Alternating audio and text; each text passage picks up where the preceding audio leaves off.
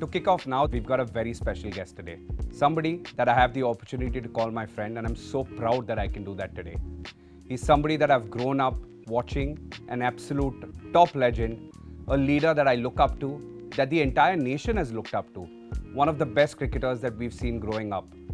The Maharaja of cricket, the god on the offside, the Dada of Indian cricket, Mr. Sourav Ganguly.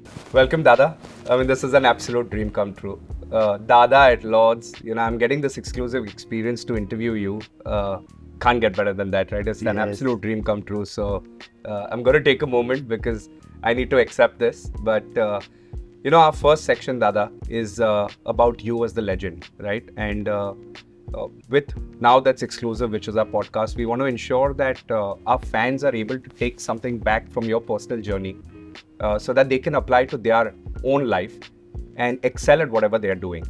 In order to become the legend, it all starts with an idea, right? So when did that inspiration come to you? When was that first moment that you knew that you wanted to play cricket? Playing sports was a way out, to be away from home, to be away from my mom who always wanted me to study. So I started soccer first. I played football. Then they realized that I had tremendous ball sense because of being from where I am. And then I saw my brother play cricket. So we would play at the backyard and we could actually play 7-8 cricket match inside. So played with the tennis ball, that game sense, the touch generated from a very young age.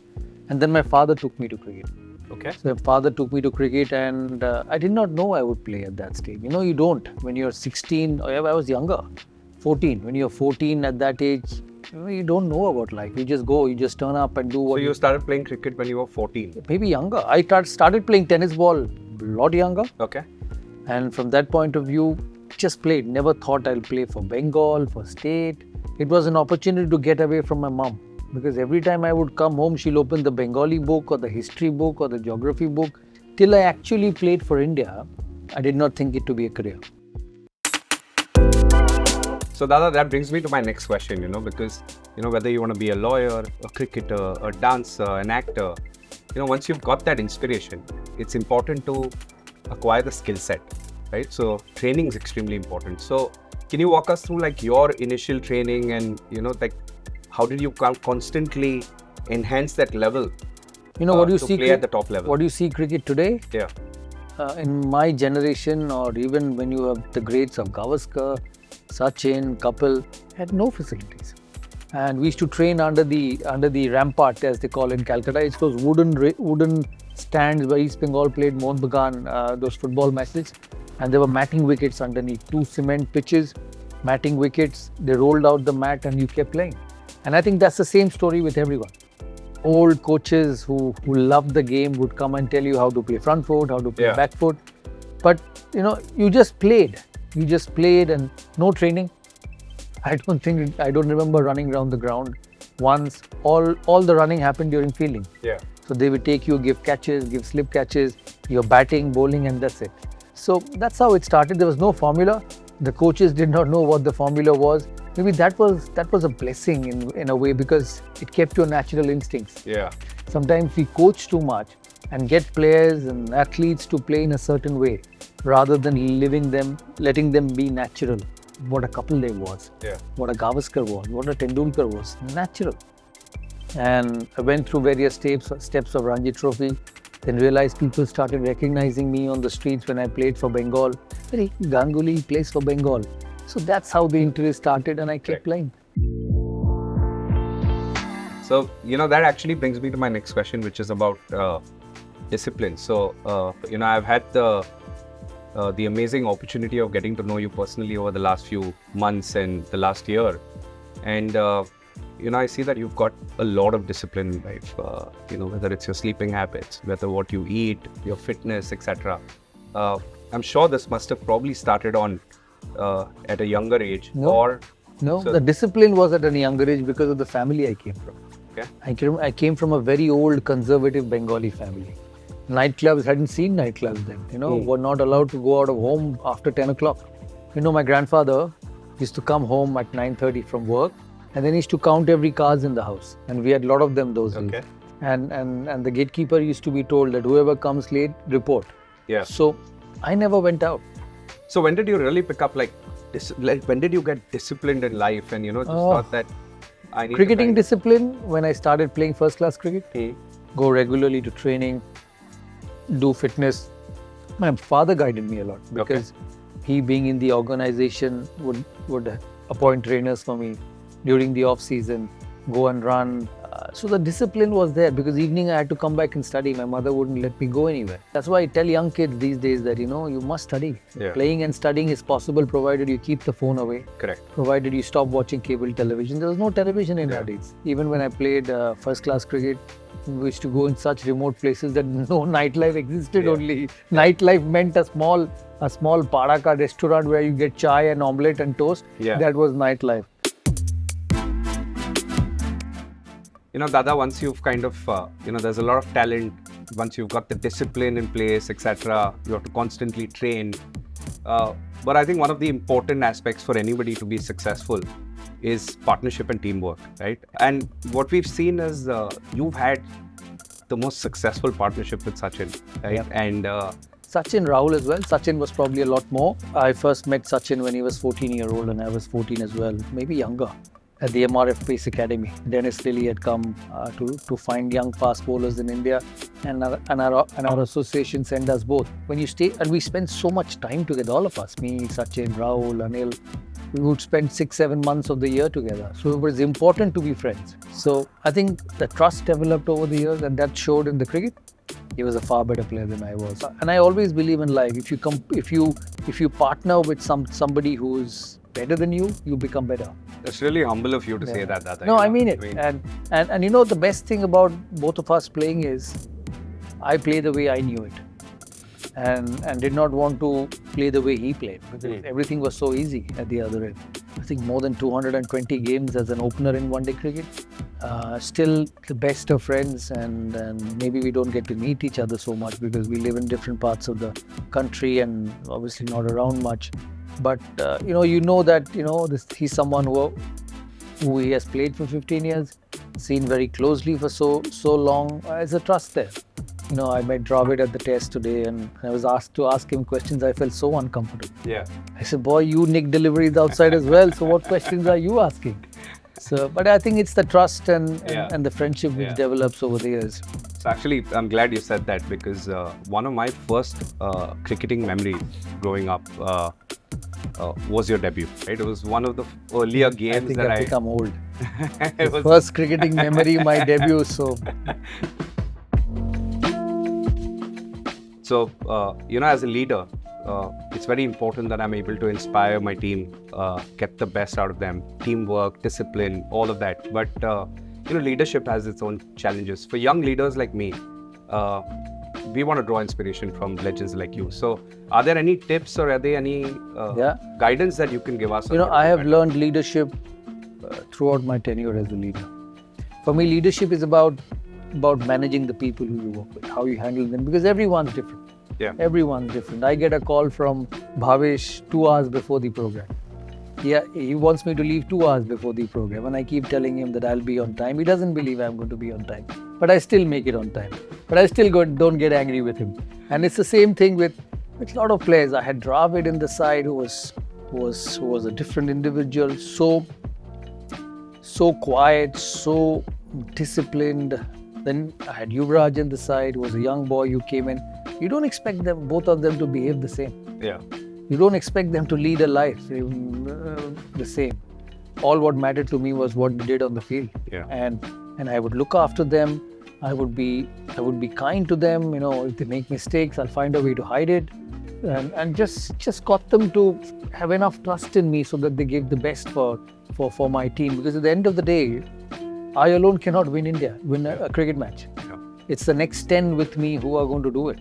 But there's also one more thing, Dada. So you instilled a lot of faith in these young boys, right? And that's why through that entire phase of Indian cricket, we came out more aggressive. Because I picked players to perform. I didn't pick players to fail. Yeah.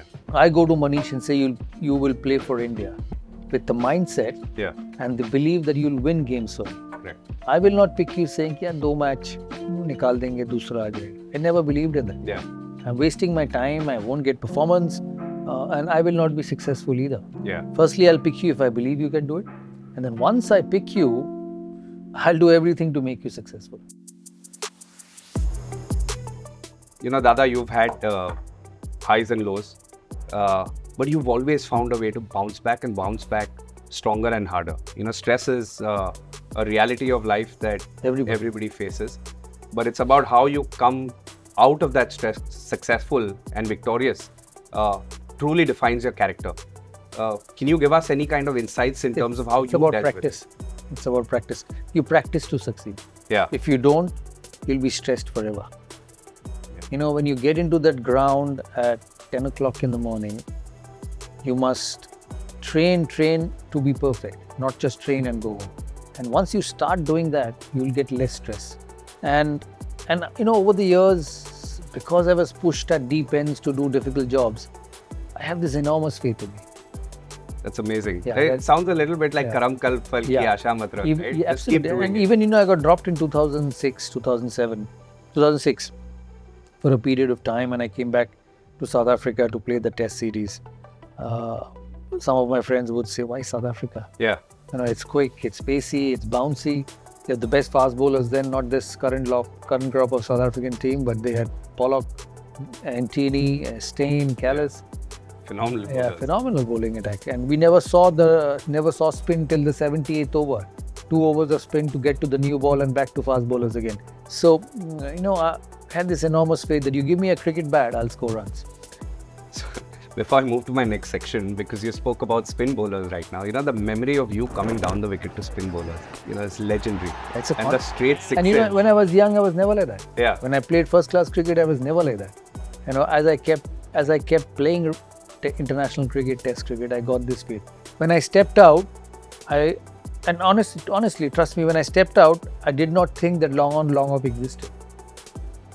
When I stepped out, I knew that the only place is the stands. I don't know how it's developed, and I think it's all about confidence. And laser sharp focus, right? So confidence and doing it over and over again. Yeah. That connect would tell me whether it's out or whether it's in the stands. And only as a batsman you know it. You know, we got to know you as the legend. Now we want to know you as the fan. Like I said, growing up, you've been an inspiration for me. And this is an aha moment. So for you as well, right? You must have some legend that you looked up to and you were really excited to meet. You know, 83 was a big turning moment in our life when India won that World Cup here. And so from that age, the great Kapil Dev and Gavaskar was somebody I wanted to meet, looked up to. That's when I started playing cricket, watching them, and I think the country turned around in sport since that victory. The first time I met Kapil Dev was, I think I met him in 87 when I was playing the Escort Trophy in Delhi, and he was captain of our side, and I was man of the series in the tournament. That's when you played with him? Yeah, I played with him. That's when I met the great Kapil Dev. Met Gavaskar after 87. I think when he finished 87 after the Test match at Lord's here, and I met him after that, maybe a little later on. So. Did you ask for an autograph? I did. I asked for his autograph. I asked for Kapil Dev's autograph. I grew up watching Alan Border play for Australia because I was a left-hander and he was a left-hander. And on the tour of 91, when I went to Australia, that's when I met him for the first time and I took an autograph. Amazing. So these were 3 of my fan moments when I was a young boy. I like Diego Maradona. Yeah, everybody knows your love for football as well. 89, I was here, and he was here, training somewhere, and I drove all the way to watch him. Wow. He was so good. And young, fit Diego, I'd seen him on the 87 World Cup, the hand of God, and then most of that goal against England where he went past 7 or 8 to score. And that's when I met him first. And I remember he was doing an interview with the media. And I'm not exaggerating one word. He had a football with him, and he kept flicking it with his left foot. And the interview must have gone for about good 15-20 minutes. For those entire 15-20 minutes, the ball wouldn't drop on the floor. Wow. He would lift with his foot, put it on his shoulder, put it on his head, put it on his back, bring it back, and still give the interview. So people ask me, even now, and I watch quite a bit of football because you know how much I trouble you. Quite a bit of football. I've seen Messi, I've seen Ronaldo, I've seen Pele. you name it, the greats. That amazing. It was a special skill which the Almighty had given it to him, and was absolutely magic. So, Dada, we're in the business of sports experiences, and we want to make sure that people have a memorable experience, a moment they can relive all their lives. And, sports gives you that. Sports celebrities, legends give you that. You must have had so many sports experiences. Is there something particularly that you remember which would rank as your number one sports experience? DreamSetGo, yourself, your team have a responsible and a fantastic job at hand. And I say that because I see people wanting to get the best experience at the best sporting events in the world. Yeah. Whether it's a test match at Lord's, whether it's at Wimbledon, whether it's a French Open in Paris, which you were a few days ago, or whether it's the World Cup football final where I hassled you with tickets all the while.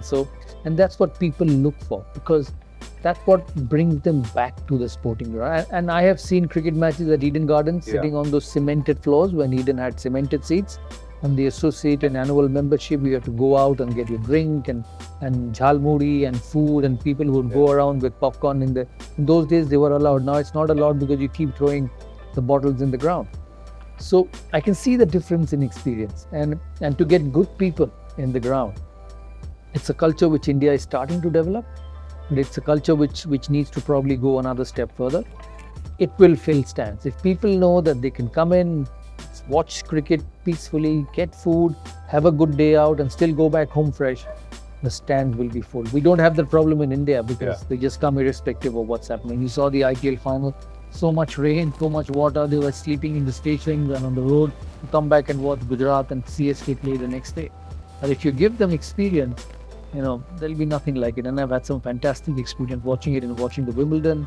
I'm a football fan, so I go anywhere to watch football. So I remember that. So you spoke about the Chelsea game, and Sana, you and me went pitch side, and we saw the Chelsea guys warm up, right? Absolutely. And while you were looking at them, I was looking at the excitement on your face, seeing them train. So it's about curating those kind of memorable experiences. And I get excited watching athletes. That's amazing. Because I can relate to what they are doing to become a better athlete. Yeah. So sporting experiences are the best thing for big games, and I'm sure in your endeavor to make it the best, you'll bring innovations in the years to come, and it'll just get better and better.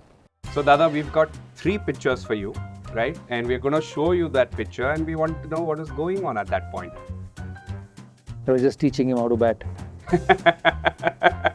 Great one, Dada. Next. My first award, Arjuna Award in 98, I think. Must have been such a proud moment. Yeah. One of my many man of the matches in Toronto. I got 5 in a row. That must be one of them. Wow. Must be memorable. Very memorable. All against Pakistan. Even more memorable. More memorable. Great. I'm just trying to tell him that I'm a better player than you. I'm a better player than you. The best celebrations in the world when I get a wicket, because I did not get many. You got enough, Dada. You got enough.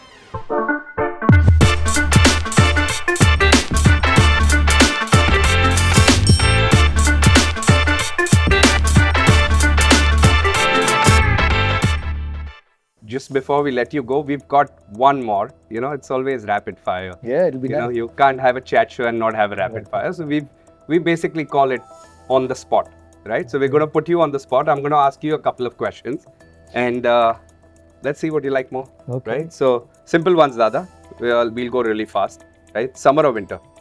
Winter. Eden Gardens or Lord's? Ooh. Eden Garden.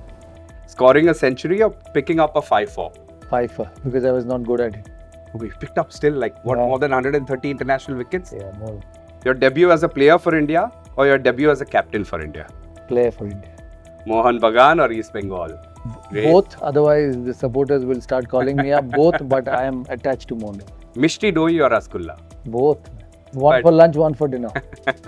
Beach or mountains? City person I am. In a win-lose situation, would you bowl the final over or bat the final over of the match? Bat the final. More skilled as a batsman. Sourav the opener or Sourav the captain? Captain. I would say that as well. One moment from your career that you'll relive. My first test match, 100. Yeah, it's just incredible. Incredible. Your biggest wicket of your career? 5 for 15 against Pakistan. India had to defend 160. We got them out for 110. I think Salim Malik. Oh, wow. Salim Malik. I'll tell you a small story about Sure. it. He walked down. I kept getting him out in the tournament, and he walked down the stairs, and I was standing at my bowling run-up. He walked past to me and said, "Yaar, kitna marunga, sara makeup ho jayega." So first ball pitched out, some swung, he nicked it. He didn't even look at me. He didn't even look at me after that. That's amazing. That's a great story. Your favorite opponent, a team and a player? Australia, Steve Waugh. Oh, wow. Two legends. Yeah. Favorite overseas venue? One of the back. Your most memorable batting stint? 100 in Brisbane, 100 in Brisbane? It's amazing. That was against? Australia. And how much did you get, Dada? 144. Thank you so much. Monish. It's been Thank an you for absolute having me. pleasure. Having you as our first guest, and this has been exclusive.